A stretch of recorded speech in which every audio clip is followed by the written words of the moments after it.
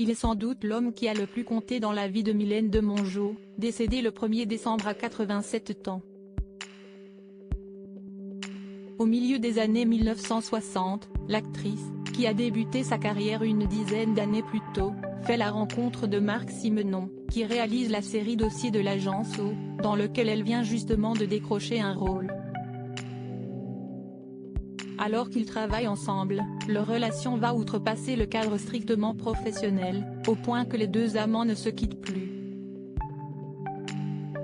Si elle était réticente à le rencontrer au départ, pensant qu'il était un fils à papa à la con, Mylène de Mongeau dépasse ses préjugés et se laisse charmer par cet homme qu'elle compare à Steve McQueen. Je dois dire qu'il était d'une beauté saisissante. Il avait des épaules larges, la taille fine, des jambes musclées comme le David de Michel-Ange.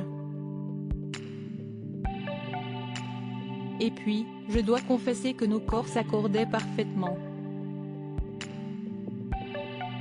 C'est un peu ça, la magie de l'amour, reconnaissait l'actrice de la saga Camping dans une interview accordée au Figaro en septembre 2019.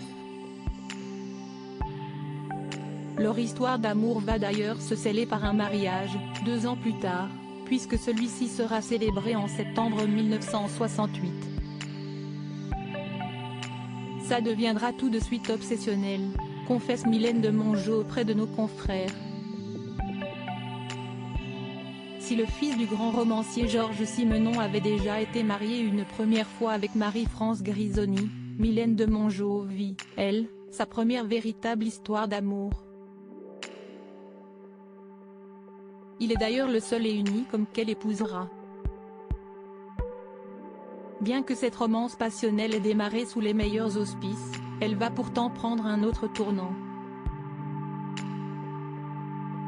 Son grand amour va connaître une fin tragique les années passées. Mylène de Mongeau se rend compte que l'homme qu'elle adulait rencontre des problèmes avec l'alcool. Leur relation va alors basculer, on était très heureux, en tout cas jusqu'à l'alcoolisme de mon chéri. On a quand même eu de grandes années, affirmait l'actrice à l'antenne de CNOU, en juin dernier. Malgré les difficultés liées à l'alcoolisme du réalisateur, Mylène de Mongeau ne souhaite retenir que le positif de cette histoire d'amour qui a duré durant plus de 3 décennies et qui a sans conteste marqué sa vie.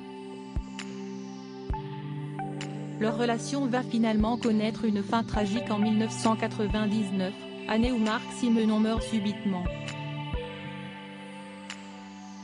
Le 24 octobre de cette année-là, la vie de Mylène de Mongeau bascule une nouvelle fois lorsqu'elle apprend le décès de son mari, à l'hôpital, alors qu'il était âgé de 60 ans seulement.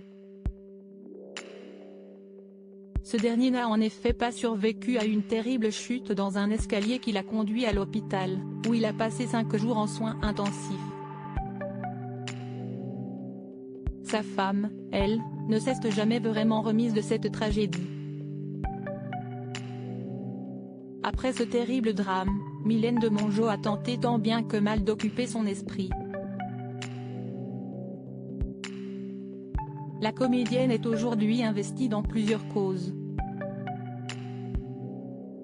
Engagée pour le bien-être animal, celle qui a contracté le coronavirus est également membre du comité d'honneur de l'Association pour le droit de mourir dans la dignité, ADMD.